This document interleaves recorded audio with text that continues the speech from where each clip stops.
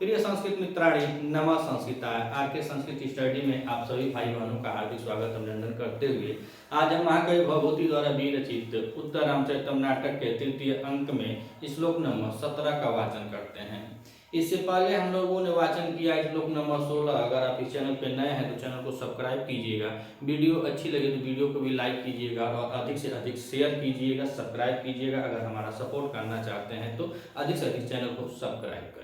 हम इस चैनल पे या YouTube चैनल के ऑनलाइन प्लेटफॉर्म पर या यूपीटीजीटी के संपूर्ण सिलेबसों का बहुत आसान तरीके से और अधिकांश करके तो हम ये पूर्वांचल में जो है हम लोग पूर्वांचल वाले और बिहार वाले दोनों के लिए तो अधिकांशतः हम बड़े आनंदित और मातृभाषा में अपने सामर्थ्य के अनुसार ज़्यादा बोल देता हूँ। कहें कि भैया मातृभाषा ही परम भाषा हो, जीवन वो सीखत रहे के बाद, लेकिन जो मातृभाषा उससे बढ़िया कोनो भाषा ना हो।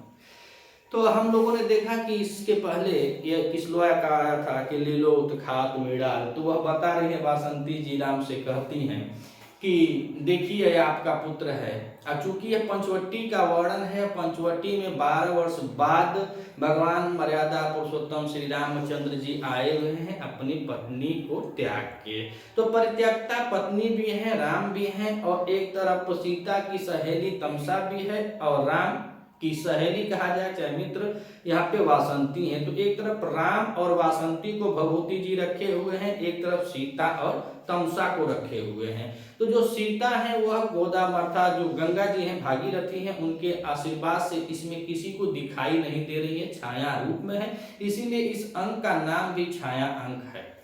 अब इस श्लोक में कहा है कि लीलोत खाड़ मेड़ाल कंड कौला छेदु, आप लोग देखेंगे इस चैनल पे जाएंगे तो प्लेलिस्ट में वीडियो पड़ी हुई है, तो उसमें बताया जा रहा है कि जो हाथी का वर्णन है, जो हाथी का प्रेम स्नेह है अपनी पत्नी के प्रति यह भगवान रामचंद्र जी दिखाते हैं। और वही भी माता सीता भी होती हैं, तमसा भी होती हैं। तो वही वासंती का राम जी कह रहे हैं कि वासंती से कि हे देवी पश्य पश्य, हे वासंती सखी पश्य पश्य, देखो कि यह मेरा या मेरी पत्नी द्वारा पाला गया पुत्र इतना बड़ा हो गया है कि अपने पत्नी को समझाने का, अपनी पत्नी को मनाने की कला को भी जान चुका है। यही सब बातें पिछले श्लोक में हम लोगों ने देखा। इस श्लोक को देखने के बाद माता से अर्थात सीता माता जो है वह अब तमसा जी से कह रही हैं। तो क्या कह रहे हैं, तो वही बता रहे हैं कि हे भगवती तम से इस स्मृति अर्थात जो भगवान देख रहे हैं अपने पुत्र को, तो वह कह रहे हैं कि इस स्मृति अर्थात इसको देख करके मेरे स्तन फड़कने लगे हैं और कह रहे हैं कि उससे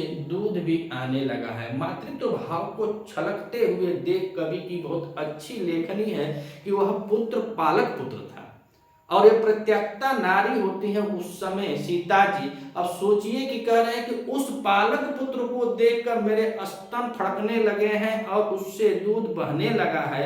और भी कह रहे हैं सीता माता की हे तमसे इस समय, हे तमसे भगवती मैं इस समय बच्चों के पिता अर्थात वहीं पे भगवान रामचंद्र जी भी आ गए हैं। तो कह रहे हैं बच्चों के पिता अर्थात भगवान रामचंद्र के समीप होने के कारण मैं एक गृहस्थिनी ही हो गई हूँ। अब सोचिए कि आ गए तो सब जितना वियोग वोग था, तो अगर प्रेम स्नेह है एक दूसरे के अंदर, पति पत्नी के अंदर प्रेम बहुत मायने नहीं रखता है। प्रेम के साथ साथ निश्चल निकपट और बड़े स्नेह के साथ सत्कार और विश्वास होना चाहिए। यही दाम्पत्य जीवन की नींव होती है। देखावा के तो बहुत कुछ, जब चल जेब 44 के पार हुई बना अपन से था चल जाए hello hi friend bye friend, आज हाय फ्रेंड में है तो गतवा जोहर खा के मर जाला। लेकिन सही है कि आप किसी प्रति बातें छोड़ दीजिए, यह अंतिम पायदान होता है जीवन का। और अपना पत्नी जो है अपनी पत्नी के साथ, प्रेमी के साथ, प्रेम का अक्सर किसी के साथ बड़े निष्ठा से रहेंगे तो रिश्ता अतीत को लेकर के भविष्य तक हमेशा फलता फूलता ही मिलेगा। चाल तिगड़ी कर बस तुरंत नीचे में लटक जीवो। तो वही कह रहे हैं कि यहाँ पे उनके स्नेह प्रेम के कारण अब उनके अंदर गृहस्थनी का जो भाव है वह उत्पन्न है भगवान रामचंद्र को देखकर। तो अब इसमें तमसा जी इसके पहले बता रहे हैं, तो तमसा जी कह रही हैं कि क्या कि किमो उच्यते, मैं क्या बताऊं, प्रसव खलु प्रकर्षः पर्यंतना स्नेह, यह स्नेह की जो बात है इस विषय में हम क्या कहें। क्या कहें अब तो ही का जो कहते परम चैतन्य दर्शो संश्लेषण पितृ, अर्थात जो दाम्पत्य जीवन होता है, पति पत्नी का जो आनंद की भूत होती है, जो प्रेम होता है, उस प्रेम की चरम सीमा अर्थात माता पिता के प्रेम की चरम सीमा की उत्कृष्टता के रूप में संतान उत्पन्न होती है। यह एक ऐसी कड़ी होती है। पहले हमारे पूर्वज जब अरेंज मैरिज हुआ करता था तो अरेंज मैरिज आप लोग देखेंगे तो लव मैरिज से बहुत टिकाऊ और बहुत मजबूत होता है। मान लीजिए कि गोल्डन चांस में अगर आप लव मैरिज करें तो आप गोल्डन अर्थात सोना चांस है और सोना के हथौड़ा मरमर काटा के टूट जाए, लेकिन अगर अरेंज मैरिज करें तो आप लोहे के तमाम है, वह जुड़ता है टूटता ना है, कितनों पीट तो टूटी ना, भले वो लावा हो जाए, लाल कलर लाल कर पिटवा आकार बदल जाए, लेकिन टूटता नहीं है लोहा।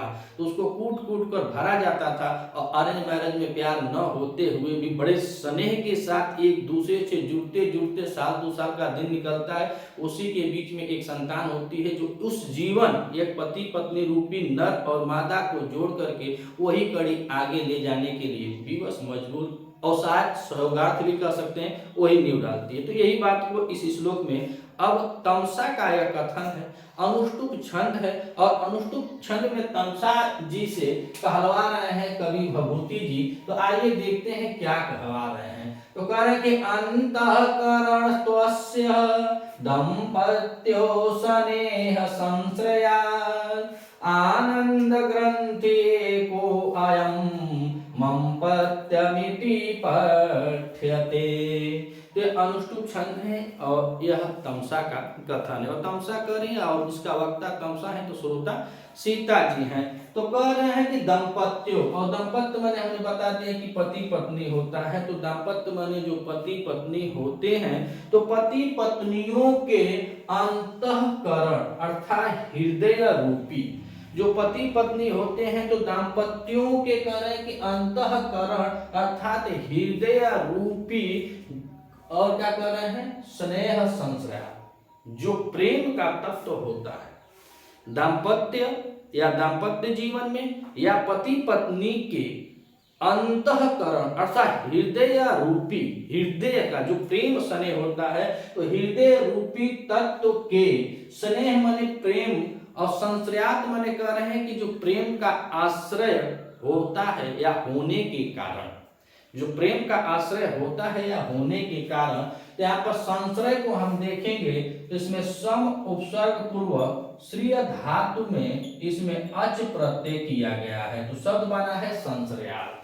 तो देखिए कह रहे हैं कि दंपत्यो पति पत्नी के बीच में अंतःकरण उनके हृदय रूपी, अंतःकरण हृदय रूपी जो तत्व होता है किसका स्नेह का, प्रेम का जो तत्व होता है, संश्रयात माने होना, जो तत्व होता है जो स्नेह होता है उस प्रेम का पति पत्नी के बीच में जो हृदय रूपी तत्व स्नेह प्रेम जो होता है उसी को कह रहे हैं क्या कि आनंद।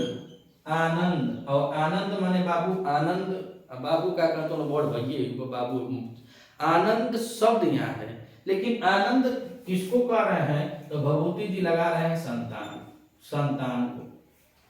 पति पत्नी के हृदय रूपी अंतःकरण, हृदय रूपी में जो प्रेम होता है, जो प्रेम तत्व होता है वह कौन होता है तो कह रहे हैं आनंद, और आनंद से यहाँ पे बोध किसका हो जाएगा संतान। जो संतान होती है उसको कह रहे हैं कि आयम एको, आयम एको अपत्य इति ग्रंथि पठ्यते। उस संतान को क्या कहा जाता है तो संतान को कह रहे हैं कि आयम यह एको एक अपत्य मिति अर्थात अनुपम ग्रंथि मतलब गांठ पठ्यते माने जाना जाता है।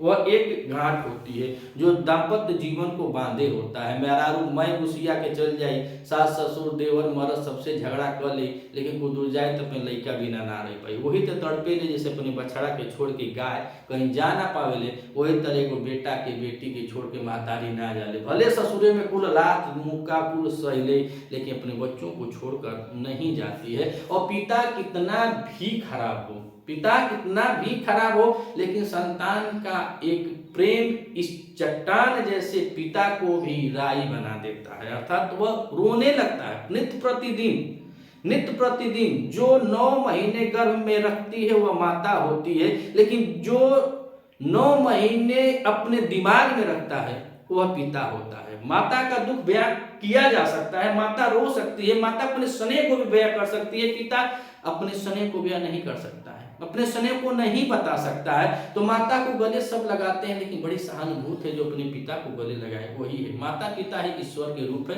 जब आप पृथ्वी पे आते हैं तो सर्वप्रथम माता पिता ही आपको दिखते हैं। तो वही बात यह कह रहे हैं इसमें कि जो दाम्पत्य जीवन होता है, पति पत्नियों का जो जीवन होता है, अंतःकरण हृदय रूपी स्नेह का तत्व जो होता है, संश्रयात जो तत्व होता है वह आनंद मतलब वह संतान होती है। और यह सुख कैसा होता है, तो कह रहे हैं अयम एको अपत्यमिति, यह एक अनुपम, और ग्रंथि माने बाबू गांठ होगा, क्या होगा, गांठ होगा। तो कह रहे हैं कि अयम यह एक अनुपम गांठ पथ्यते, अर्थात अनुपम गांठ होती है। यह तमसा का कथन है, भभूति की रचना है, और उत्तर रामचरितम जो 7 अंकों में विभक्त है, तीसरे अंक का, इसको छाया अंक कहा जाता है, उसका यह 17वां श्लोक है। अगर आप चैनल पे नए हैं तो चैनल को सब्सक्राइब कीजिएगा, वीडियो अच्छी लगे तो लाइक कीजिएगा। मिलते हैं अगले वीडियो में, तब तक के लिए नमः संस्कृता।